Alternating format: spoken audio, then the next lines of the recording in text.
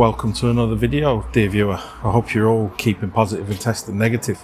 It's been a while, and that's not for the want of trying. In the last video, you may recall, if you're keeping on top of these things, I said by the time you're watching that video, I would have a flaw in my lovely Lada. Wait for it. Yeah. Turns out I was wrong.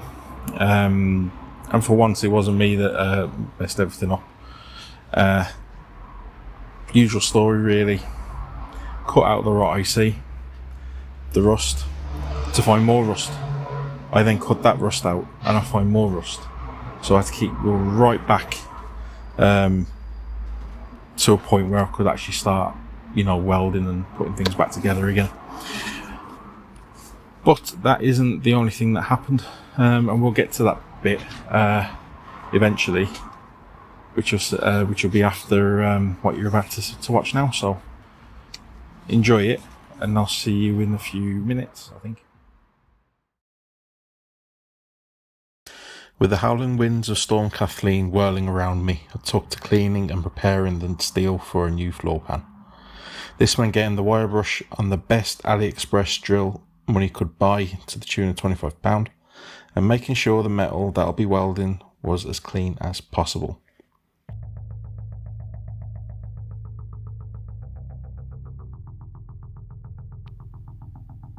It's not enough to just make sure one side is clean. Both sides need to be good. As I inspected the underside, I noticed a few fresh black blobs. This is from some oil a previous owner used to rust proof the sills on the inside. Believe me when I say this black tar becomes liquid when it gets above 10 degrees. That's t-shirt and shorts weather.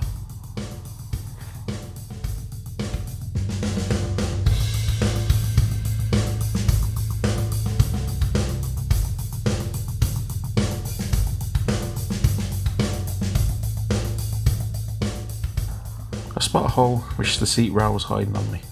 The only cure for this is to cut even more steel out of the car, especially given that the bare ass of a passenger will be sat above it. Continuing my tour of the underside reveals a huge gaping hole in the sill. I can't gather from the last video I filmed whether or not I caused this. It's possible I did, it's possible I didn't. It doesn't matter though. What matters is that the steel feels so thin here that my child could have sneezed in their car and caused this.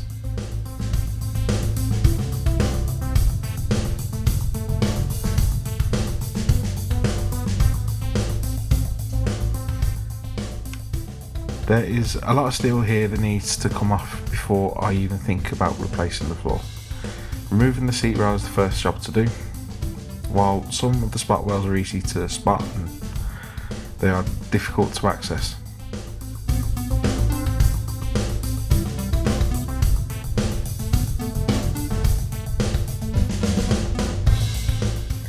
I tried drilling the spot welds out and had some success, but really the only way I'm getting these spot welds out of the way is with a cold chisel. But even then, it was just easy to get the angle grinder out and cut these off.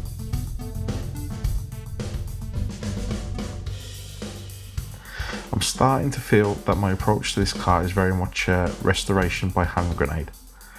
Use brute force and ask questions later.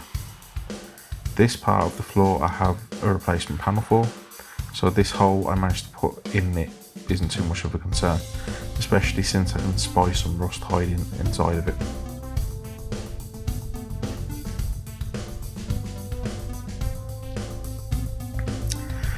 We move on to the outside, and I have 2 replacement wings for this Lada, which I was lucky enough to get during lockdown. Given the rust I've seen on the passenger floor area, I think it's best to get access to the A-pillar which hides behind this wing. Again, remember this is restoration by hand grenade, so the wing comes off with a mere tickle and a kiss of the angle grinder.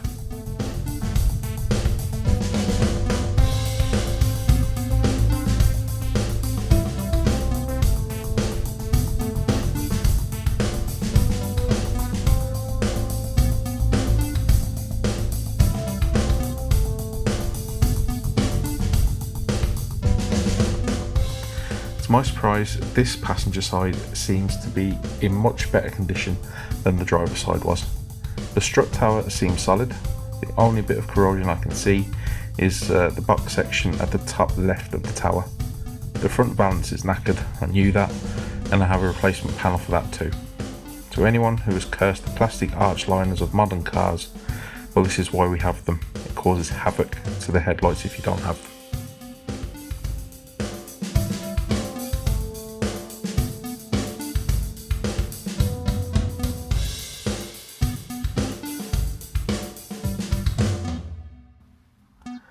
At the foot of the A-pillar was a good chunk of muck and collected over this car's existence. All it left behind here was a crusty looking A-pillar. But we've been here before though, haven't we?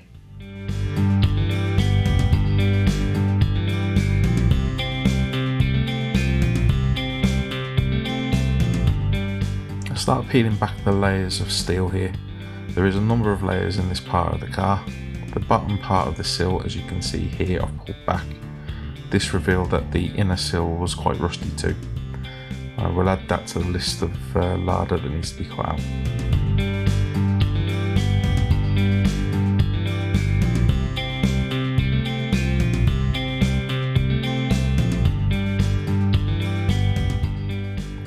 And look here, another hole. I genuinely only tapped this with the corner of the chisel with just my bare hands. No hammer or hand grenade this time. This all needs to be cut out, along with the bottom of the arch and the sill on the inside of the vehicle.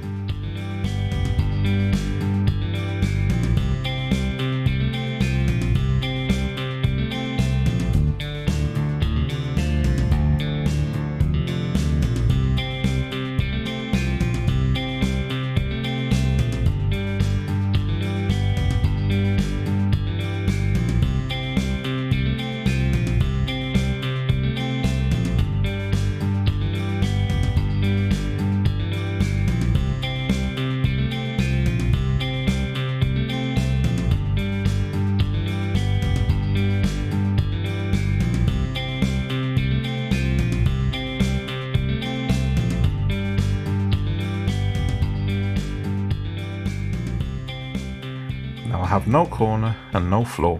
There surely can't be any more rust to cut out.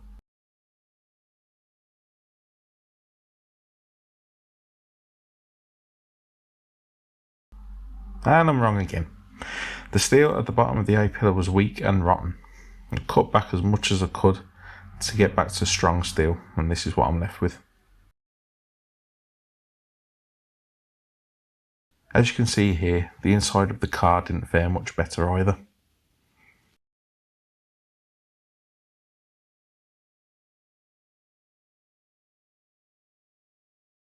The inner part of the A-pillar has some rust, but several treatments of a rust remover and wire brush got the worst of it off. For the belt and braces approach though, I finished it off with a coat of Vactan converter to catch anything left before I applied a well-through primer to it. From here on out, this is the last of the rust I need to cut from this part of the car. All welding from now on.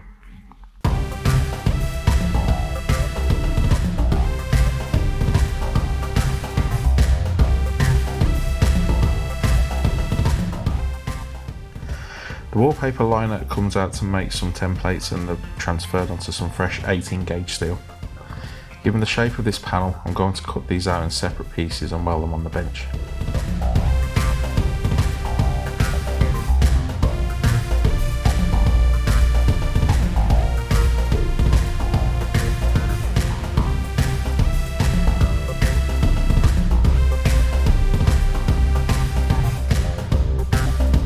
These are the welds we'll make in this next series of demonstrations. Before welding, I set about forming them using a hammer and my workbench vise. It's been a long time since I did this. I think the last time was for the RAV4. This is therapy. Welding power can be either alternating or direct current, depending on the work to be done. The welds are knocked back using a new little bench grinder. I've always wanted one, and this one was fairly cheap. I do need to fix it to the bench though. This panel for the A-post curls around what I had painted. It also provides an area for the panel next to the A-pillar to weld to. The only way I could replicate this was to cut a piece of steel, put some holes in it and weld it to the replacement panel that I'd already made. This also meant I need to use a juggler and push the part of the panel that wraps around the A-pillar back a small bit. And this got painted with weld-through primer as well. As we wait for the primer to dry, I decided to take the door off. I had already tried this off camera in the last video, but the cheap bit I got from eBay twisted and ended up stripping the screw. The only place I could find a PH4 Phillips impact bit for a half-inch drive was on the American Amazon site. I had to wait over a week for that to be delivered, and while it helped me take the door off, it won't be its last appearance today.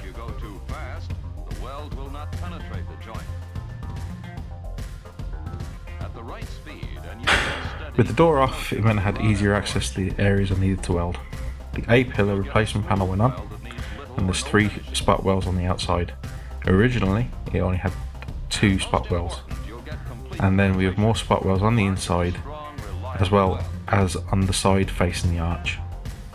Then seam welds along the gaps to finish it off. In several places I blew through the old steel, so there are blobs that shouldn't be there really. What matters though is that I have good penetration and lots of it. Once the A-pillar panel was on, it was then a case of replacing the corner of the Lada. There was a lot of panel beating involved. Same as before though, I blew through the old steel in a few places here. I have to finish welding on the inside of the panels as well, as if you have access, you should always do both sides.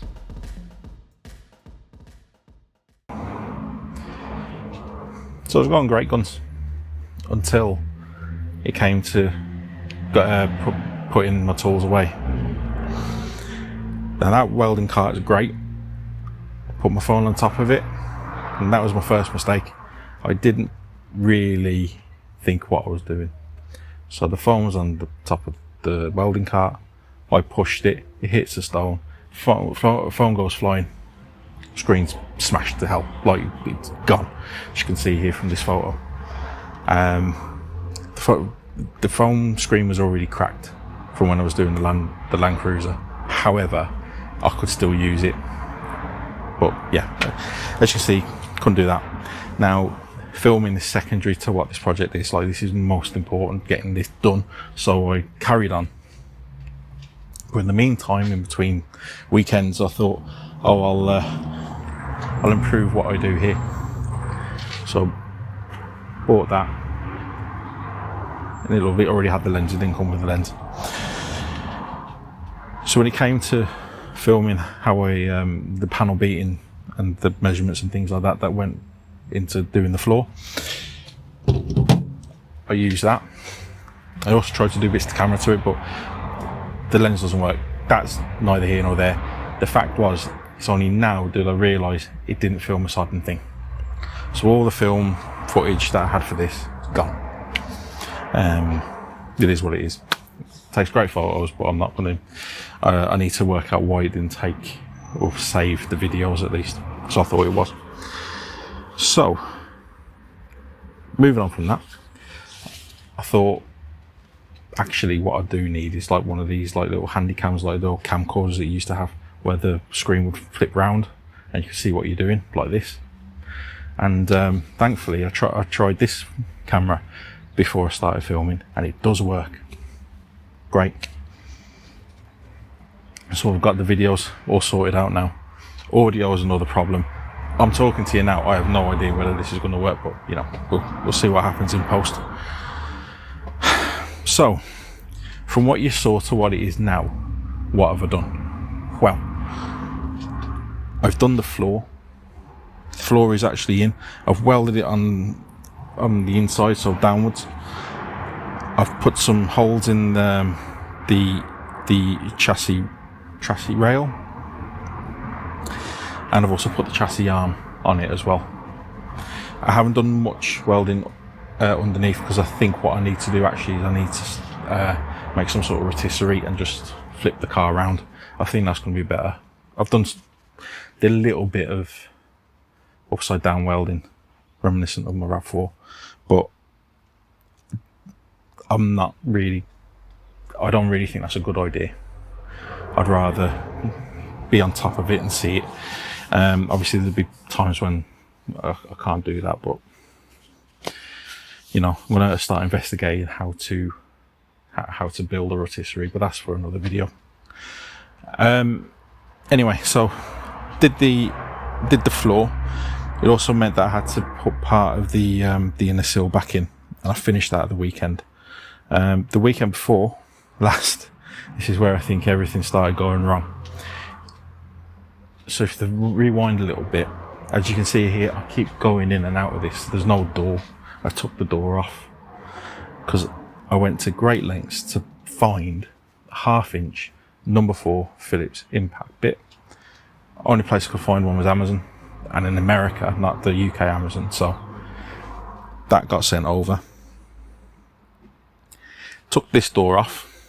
It did a total 4 or 5 screws and promptly broke, as you can see here, which is no good. And speaking of the quality of the product, Amazon offered a full refund, but I get to keep the bit, a broken bit. Not sure what I meant to do with that, but it is what it is. So this door is still staying put, which is unfortunate. I'll get onto that in a minute. Anyway, that was the first thing, and all this was going on while I was listening to Celtic play Rangers. And no word of a lie, when Celtic scored the second goal against them, the bit broke. Okay. When the game finished, at the end, my angle grinder broke. The switch died eventually. So I don't know, I think my tools are against me, but you know, that's whatever. I don't care, we won 2-1. So with all that in mind, I got to it this weekend and I finished off the welding of the inner sill. That's all welded, that's all in, as you can see here.